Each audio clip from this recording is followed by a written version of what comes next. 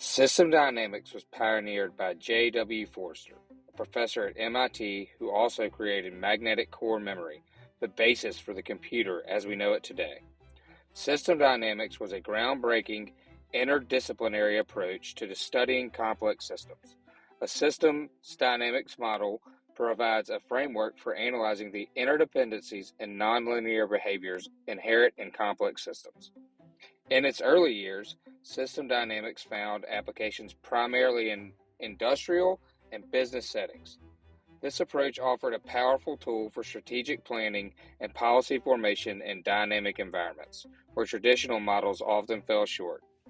As it continued to evolve, its scope expanded beyond business and industry to encompass diverse fields such as economics, healthcare, and even substance abuse. Since 2017, members of the Helios Alliance have applied this methodology to the opioid epidemic, first on issues of causation and now on forward-facing issues of abatement.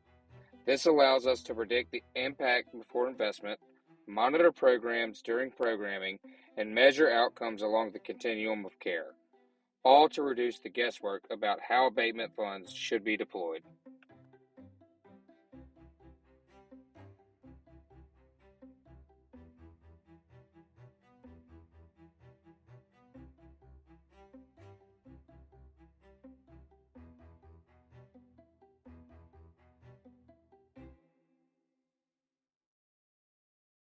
Dynamics is a wonderful way to help us understand the complex problems that are constantly thwarting our deepest hopes and aspirations.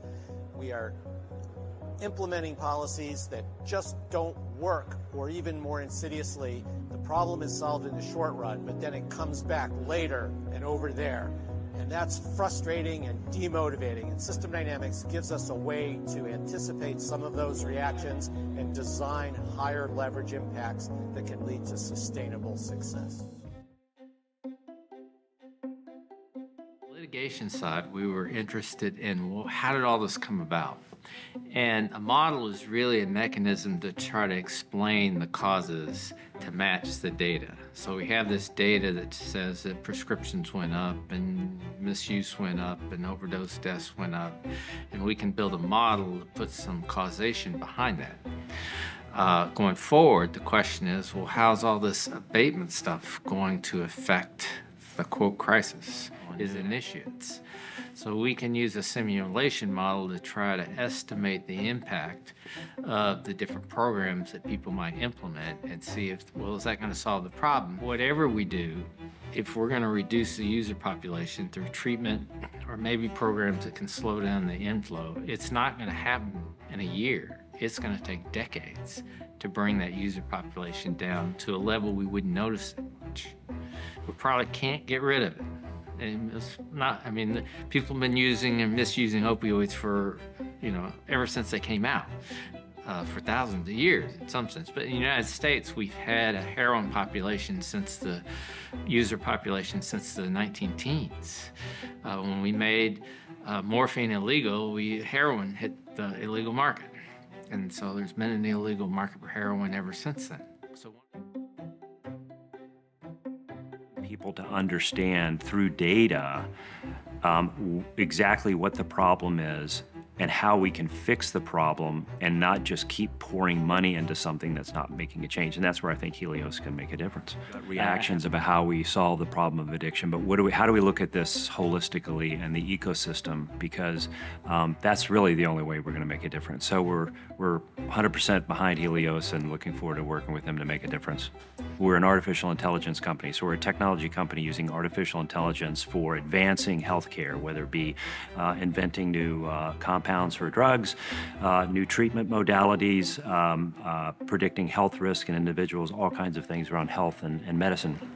So first and foremost, the AI platform that we've developed will be, in essence, the rocket fuel behind what Helios is doing. So we'll be the AI empowering piece of the Helios platform.